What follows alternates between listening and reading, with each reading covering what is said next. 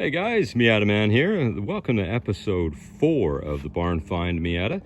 In this episode, I'm going to show you how this thing has cleaned up with its initial hose down and scrub, and also the results of the backpack blower. The backpack blower was a big help in getting all of the orifices of this car cleaned out before I decided to wash it and scrub it down today. So right away under the hood, it made a huge improvement. Just gonna open that up for you. We were able to get all of that stuff that was packed on top of the valve cover blown out. Now we're down to a pretty good level there. A little toothbrush and a good wash, and that'll be a lot better off. Got all of the stuff, all the rat poop, pine needles, spider webs, all of the 13 years worth of things that had accumulated in there is all out of there now. Now it's ready to be washed. The cat has been helping too. And yeah, so we managed to get a lot of that out. There was an awful lot of stuff on that splash tray underneath too. There was a big rat's nest down there that's now out of there. And there was a lot of stuff in behind the front bumper, in front of the rad.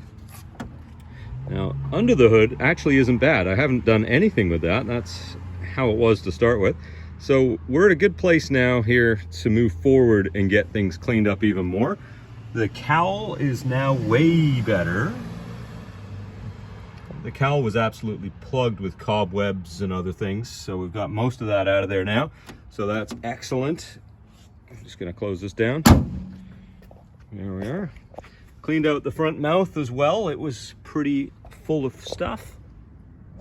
And now I've got the rollers on here right now because I took the BBS wheels off to have them stripped down.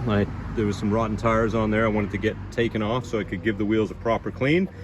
I went in here as well while I was washing it and hosed out in behind the fender from the top up in here, as well as all down the crack here. A lot of stuff came out, a lot of sand, all in the wheel wells. Got a very good hose out.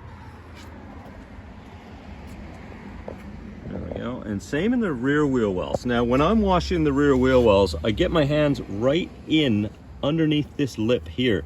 And see, there's nothing on my finger there. And that's because I got in there with the hose, a little bit of dirt left, but nothing serious. I managed to get all of it out.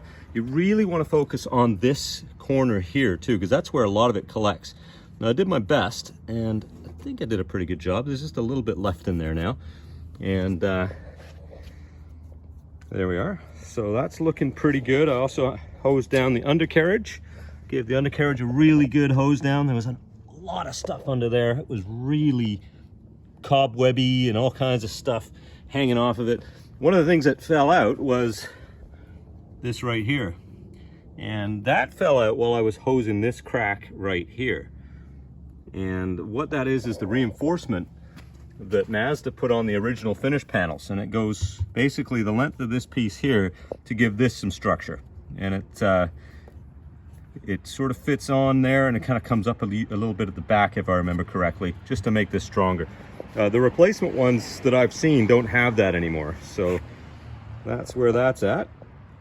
As you can tell, the paint looks a lot better now. It's probably not going to look as good once it dries, but I'm pretty happy with what the results are so far. The top looks fantastic, looking really good. I managed to get pretty well all of the needles, leaves, and all the other stuff that had accumulated in the trunk jam, with the exception of that. Yeah, that's what was in it. It was absolutely packed to the top. And most of that came out just with using the blower and the hose afterwards. Got the rest of it. Same with the fuel door here. The drain hole right here was totally plugged. I managed to unplug that. So that's running clean. So that's nice now. And it's coming along. The interior, of course, I haven't gotten to yet. I'm going to get to that later.